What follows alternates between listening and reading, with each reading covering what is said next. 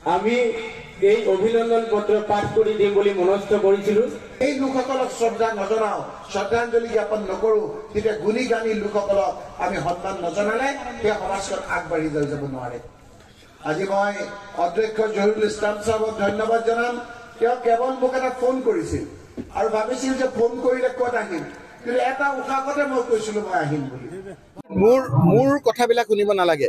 মাননীয় মুখ্যমন্ত্ৰী ডাঙৰীয়াই যিটো ফেচবুকত কমেণ্ট কৰিছে তাৰ তলৰ ৰাইজৰ উক্তিবিলাক চাওক। সিদিনালৈকে তেওঁক প্ৰশংসা কৰা ৯৯% হিন্দু মানুহে তেওঁৰ বিপক্ষে কথা কৈছে আৰু সেইকাৰণে তেওঁ আজি ভয় খাইছে, ষড়যন্ত্ৰত লিপ্ত হৈছে।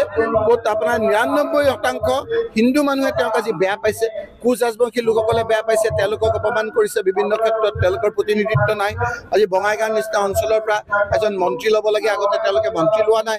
বিভিন্ন অঞ্চলত আপোনাৰ আহোমসকলে বেয়া পাইছে, মৰাণ মটকসকলে বেয়া পাইছে, চুতীয়া লোকসকলে বেয়া পাইছে, সম্প্ৰদায়ৰ লোকসকলে বেয়া পাইছে, বাঙালী হিন্দু লোকসকলে আজি বেয়া পাইছে তেওঁক। আৰু যেতিয়া দেখিছে যে সেই লোকসকলে তেওঁক বেয়া পাইছে, এতিয়া যদি আপুনি ফেচবুকত চাই দুই এটা মুছলমান যাক তেওঁ মিয়া বুলি কয় সেইকেইটাহে কেইটামান সমৰ্থন পাইছে। গতিকে তেওঁ ইণ্টেলিজেন্সৰ যোগেদি গম পাইছে যে তেওঁৰ আৰু মুখ্যমন্ত্ৰী হিচাপে আয়োগ বেছিদিন নাই। এই কথা বিজেপিয়ে ভালকে গম পাইছে।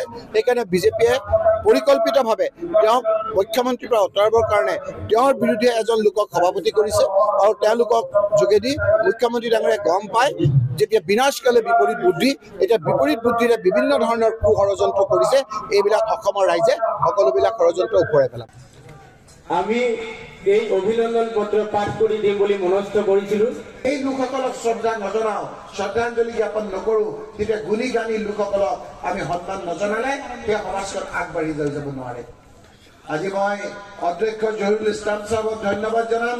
তেওঁ কেৱল মোক এটা ফোন কৰিছিল আৰু ভাবিছিল যে ফোন কৰিলে ক'ত আহিম, কিন্তু এটা উশাহতে মই কৈছিলো মই আহিম বুলি। মোৰ কথাবিলাক শুনিব নালাগে। মাননীয় মুখ্যমন্ত্ৰী ডাঙৰীয়াই যিটো ফেচবুকত কমেণ্ট কৰিছে তাৰ তলৰ ৰাইজৰ উক্তিবিলাক চাওক।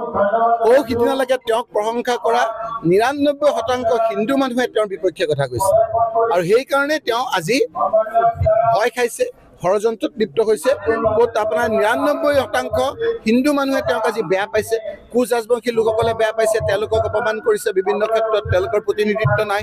আজি বঙাইগাঁৱৰ নিচিনা অঞ্চলৰ পৰা এজন মন্ত্ৰী ল'ব লাগে, আগতে তেওঁলোকে মন্ত্ৰী লোৱা নাই।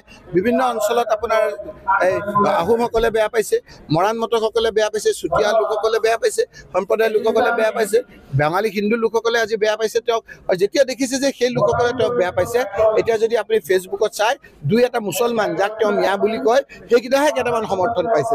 গতিকে তেওঁ ইণ্টেলিজেন্সৰ যোগেদি গম পাইছে যে তেওঁৰ আৰু মুখ্যমন্ত্ৰী হিচাপে আয়োগ বেছিদিন নাই। এই কথা বিজেপিয়ে ভালকে গম পাইছে। সেইকাৰণে বিজেপিয়ে পৰিকল্পিতভাৱে তেওঁক মুখ্যমন্ত্ৰীৰ পৰা আঁতৰাবৰ কাৰণে তেওঁৰ বিৰুদ্ধে এজন লোকক সভাপতি কৰিছে আৰু তেওঁলোকক যোগেদি মুখ্যমন্ত্ৰী ডাঙৰীয়াই গম পায় যেতিয়া বিনাশকালে বিপৰীত বুদ্ধি, এতিয়া বিপৰীত বুদ্ধিৰে বিভিন্ন ধৰণৰ ষড়যন্ত্ৰ কৰিছে।